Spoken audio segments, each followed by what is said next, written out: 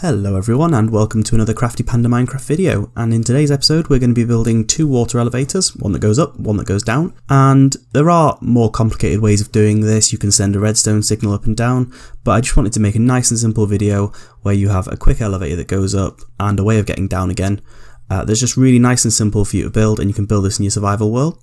Now today we're going to be building this on the survival series world that we've been building, and I'll put a link down to that at the end of the video, and that will, if you want to check out what's going on in the survival world, go and see that video. And as always, I know you're sick of hearing it, but if you like the video, please do subscribe, it really helps to grow the channel. So let's stop talking and get on with it.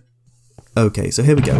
These are the things that you're going to need to build this set of elevators today. We're going to need a soul sand, a magma block, 4 oak signs, a rusty pickaxe, and possibly about 2 stacks of cobblestone depending if you're digging it out, and also 2 water buckets at least. I would also recommend that you do bring plenty of other buckets as well. The more buckets you have, the less you're going to have to stop on the way up, and that'll make a lot more sense when we start going.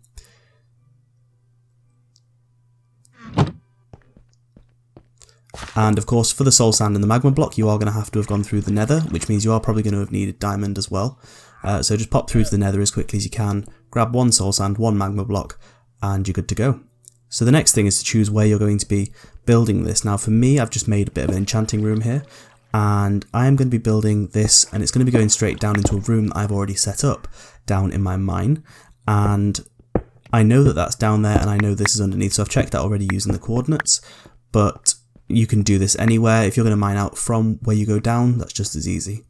So you want to leave a couple of gaps in between because we are going to be filling these with water. So a couple of spaces either side is just a good idea. And at the moment I've built these kind of 3 deep. And the reason for that is we're going to be mining down using the 1x1 method, where you stand on one block, mine the other block down as you go. And okay, and I'm just going to grab a couple of signs here as well, and we'll stick those over the top of the elevators just so we know which way's up and which way's down at the moment. Doesn't really matter at this point. This is me just being finicky.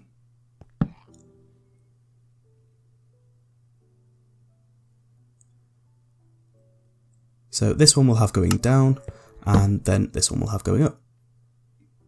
Now this really doesn't matter because we can change this at any time anyway. At the very end we'll be deciding which one's going up, which one's going down, so don't worry too much.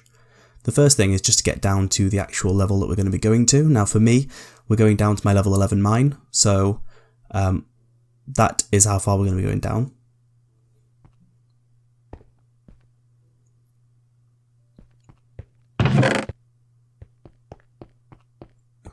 Okay, I'm just making sure I've got some pickaxes here. So we're just going to stand on one block and mine the other one out of the way. Now I've sort of purposely excluded this from my other mining video about which is the quickest way to get down to a mine, because I feel like having the water flowing down in the other video, I'll link that in there as well.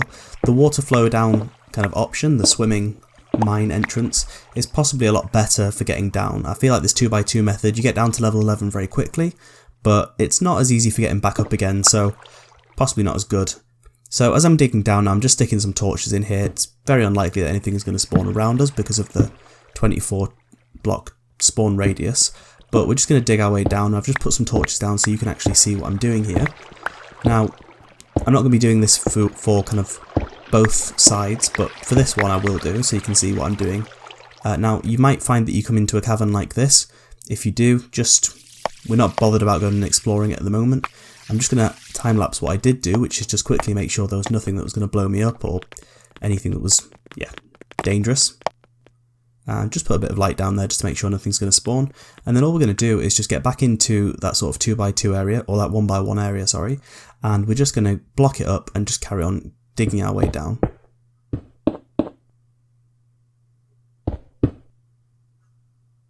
And it is important that you block all of the way up around this because we are going to be having water flowing up here, so we don't want anywhere for that to escape.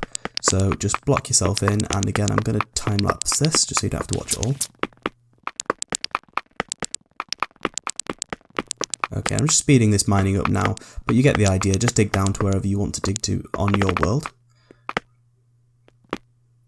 And anytime now we should be digging through into our room at the bottom here. Cool, and there we are, we're through to the bottom room now. So we can see that this goes all the way up, and this is quite a nice place for my lift. And now we're just going to do the same on the other side.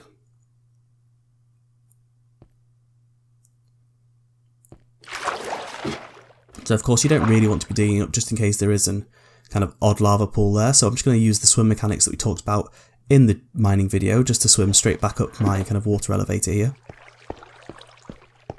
And the great thing is I know that there's no big lava pools on the way down, so I can be fairly confident that I can dig down okay, but just be cautious by using this sort of standing in the middle method. And again, I'm just going to cut this right out, and we are down on the second one. Cool. So now we've got both of these dug out, we're just going to block these down right down to the floor, and that's just going to make sure that we have somewhere for the water to be. And you can block these in with whatever you want. I'm going to be using granite and diorite just because I don't really use them for anything. So I'm just using a stone cutter here just to make myself some diorite and granite blocks. Again, this really doesn't matter, and that's why I didn't include it in the kind of what you need for this video section.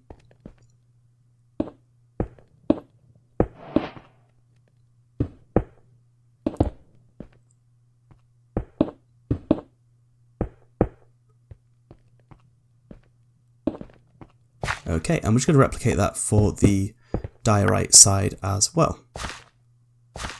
Okay, and this is the end of the diorite side, so we've got two entrances to our lifts now, it's starting to come together. So we've got our two mines sorted out now, and now what we're going to need is some signs. Now, we're going to be putting the signs at the entrance to this water elevator, and that's why it needs to be 2 deep. And the signs are going to stop the water source blocks from flowing out. You'll have seen this mechanic 100 times before unless you're new to the game. If you are new to the game, this is what we use signs for quite a lot.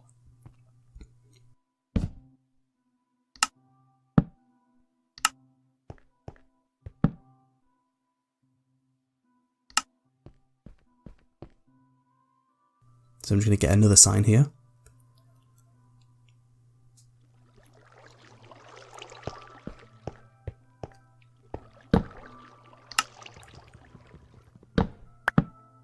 And completely misplace it. Cool. Okay, so we've got our signs in the right places. Again, it doesn't really matter where these go as long as they're in the archway, in this kind of doorway.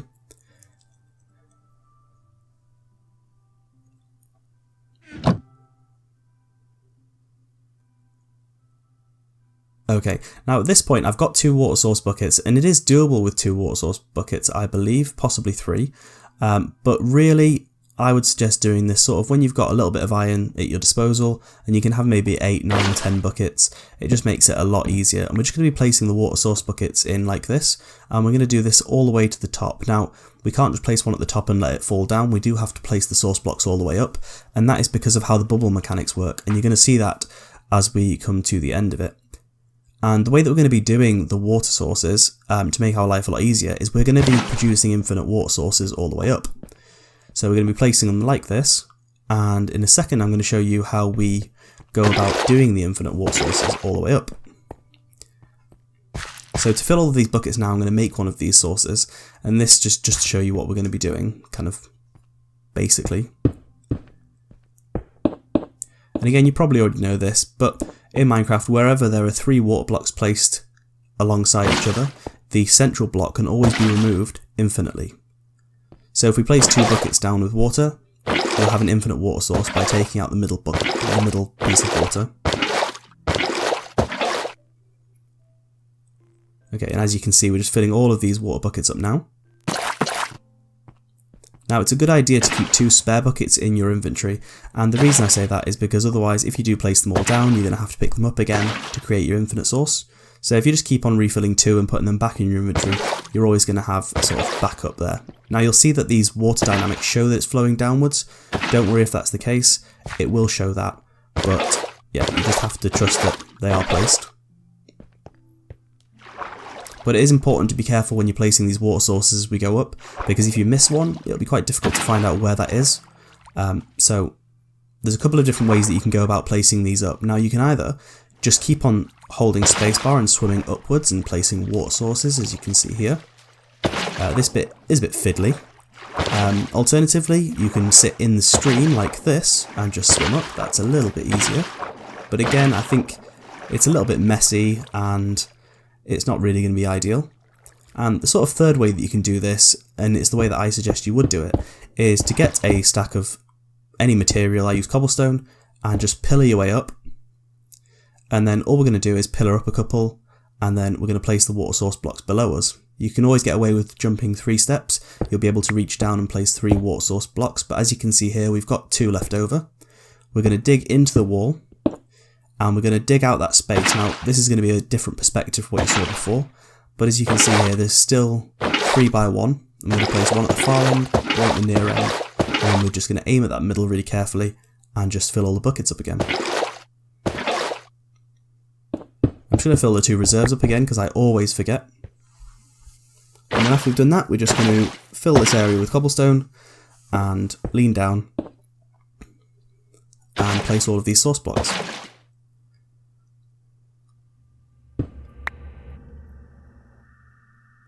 So I've just knocked my light out there. But I'm going to place torches anyway, and of course you don't need to place torches, nothing's going to spawn here. But I'm just putting the torches out just so that you can actually see what I'm doing. Again, we're out of water there, so we're just going to dig in, dig out 3 blocks in front of us. And again, you'll see that I place 1 of the blocks at the far end. I lean just in here and place this one here, and then we just fill the buckets up. It's dead simple to do. It's a little bit time consuming, and of course this all depends on how deep you want the lift to be able to go.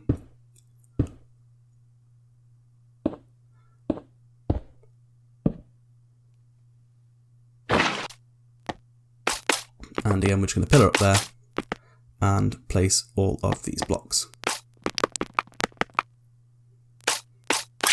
Now this could get mighty boring, so I'm just going to speed this right up.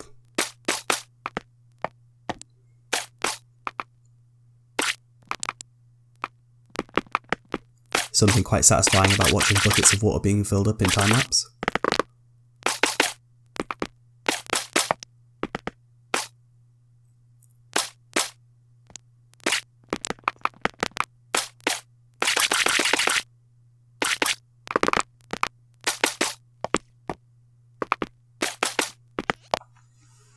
Now, I'm not going to be showing you the footage for this on the other side because that would be super boring, and it's exactly the same, but we're just going to work our way up, just placing every single water source block.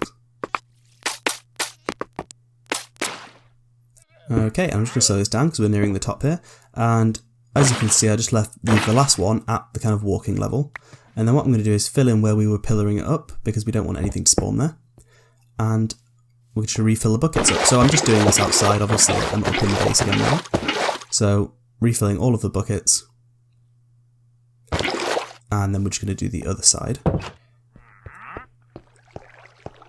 Of course, if you wanted a down elevator that was very quick, you wouldn't actually need to fill this in. As long as you can land on that water block at the bottom, you could just use that as your downwards elevator. Super quick. That said, I quite like the bubble mechanics, so I don't mind having to wait a couple of seconds just because I think it looks a lot better next to the other one as well.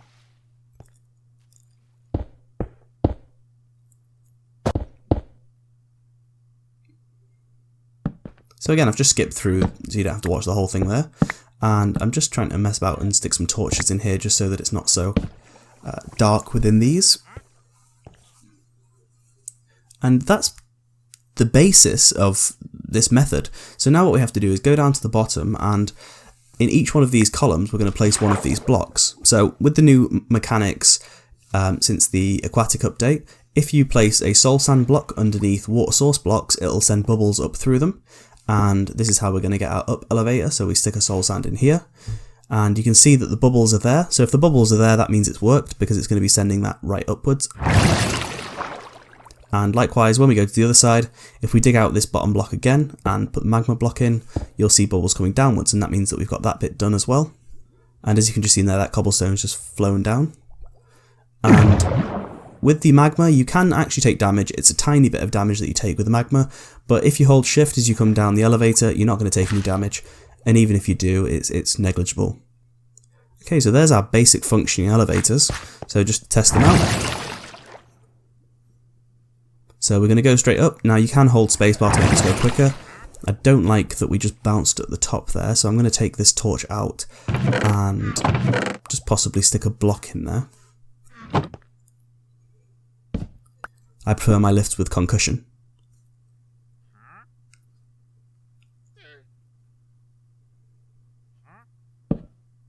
And we'll just stick a light in there as well.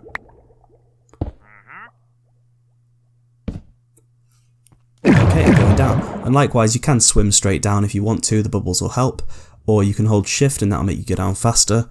I'd suggest holding shift so that you don't take any damage when you get onto the magma at the bottom.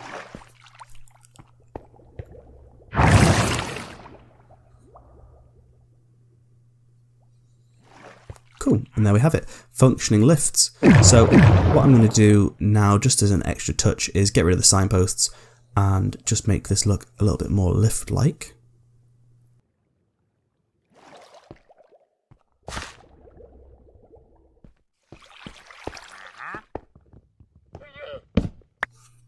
Okay, so we've got some item frames here, and I've just made 4 item frames, and that's just leather and sticks.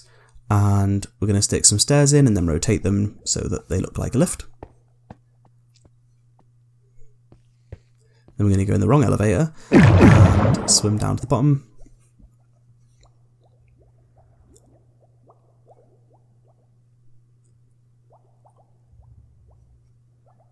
And just to show you, if you do take your finger off shift, you will take damage, but it's not going to be much damage there. Cool, I'm just going to place these last 2 item frames. And rotate this one. And rotate this one. And that's it. Okay guys, well that's everything for today's episode. If you've made it this far, why not go and have a look at some of my other videos, and if you've enjoyed this one, hit the like, hit the subscribe, tell me what you think. Massive shout out to the 8 subscribers we have. 3 episodes in, we've got 8 subscribers. It's a start. I love it. Thank you very much guys, and thank you for your comments as well. Thank you for watching, and I'll see you next time.